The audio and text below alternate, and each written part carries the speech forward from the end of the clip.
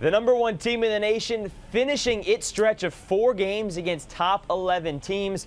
Texas Tech is the 4th, but in the midst of its own tough stretch of 4 games against 4 great teams in the Big 12. Hey, how are you folks? Jason Horowitz, glad to be with you on the college football previews presented by AT&T. Biggest game of the weekend. It is Texas Tech hosting number 1 Texas. Let's bring in Spencer Tillman of CBS Sports to break it all down. And Spence, obviously Texas is the unanimous number 1 and deservedly so with the way they've played of late. But when you look at Texas Tech, this is new territory, highest ranking in 32 years. What do the Red Raiders have to do to pull off the upset? Well, they've got to do what they've always done this year, and that is be efficient on offense, protect the football. They're going to sling it anywhere between 68 and 74 times, and for them, that's who they are. Maybe a little bit of an anomaly for most people who are used to balance, or at least to having some semblance of a running game, but Mike Leach is comfortable with what he has there.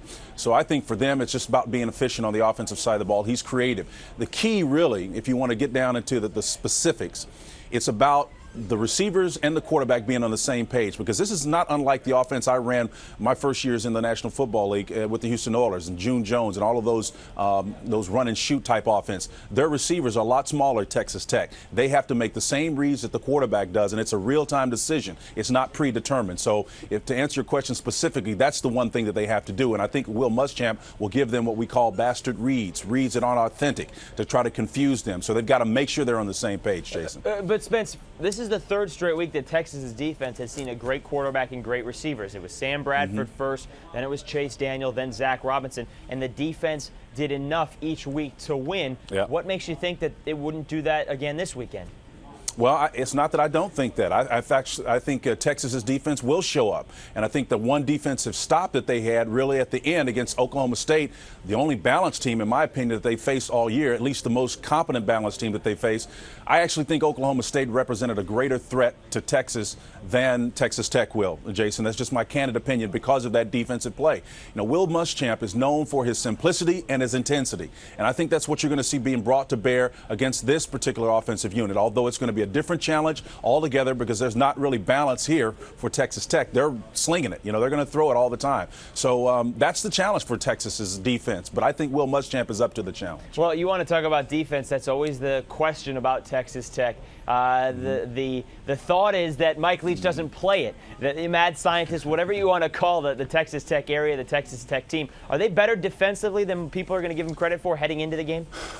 You know what? That's a tough question, Jason. And I look at the tape, and I see them make some stops. I see them do some things. But here's what I see. I see their offense making their defense better because they stay on the field, and yes, they've got great quick strike capability, but they keep opposing offenses off the football field. And by the time you get on the field, they've got these long drives that are sustained. It's tough for you to get any kind of rhythm. So that makes a defense look better than it probably really is in some instances. So I'm not taking anything away from Texas defense. But what I do believe is their offense makes their defense look much better than they would be otherwise. Spence, you have 2 great quarterbacks in this game, which of course are going to test those defenses. Harrell for Texas Tech, one of the best in the nation. Colt McCoy, maybe the front runner for the Heisman right now. Is there more pressure on one guy than the other for his team to have success? I think there's more pressure on Harrell, mainly because the offense flows 100% through him.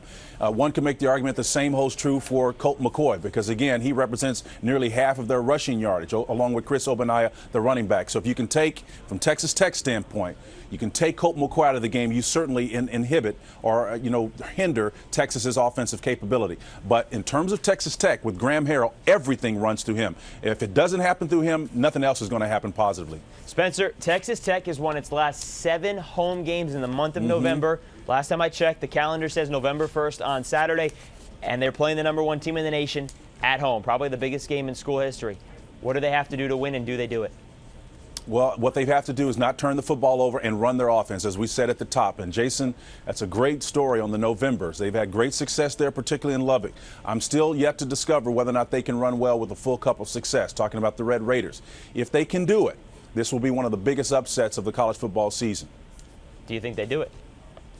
I don't think they do it. I think Texas holds serve because they're balanced. I think that their defense is strong enough to at least keep under wraps and come up with a defensive stop like they did last week against Oklahoma State. So I think despite being in Lubbock, Texas comes away with the win to continue the run in this awful gauntlet that they've gone through. They deserve to be the #1 team, Jason. At least the gauntlet would be over, at least for the most part. Yeah, that's right. After this one for Texas, and it should be smooth sailing to the Big 12 championship game. Spencer Tillman, thank you very much. All right, Jason, thank you. And folks, don't forget, also a big game this weekend. It's Georgia and Florida. And of course, you can see that on CBS. And you could also see it on SEC Live, presented by AT&T. Whatever game you see on CBS, you see on CBSSports.com.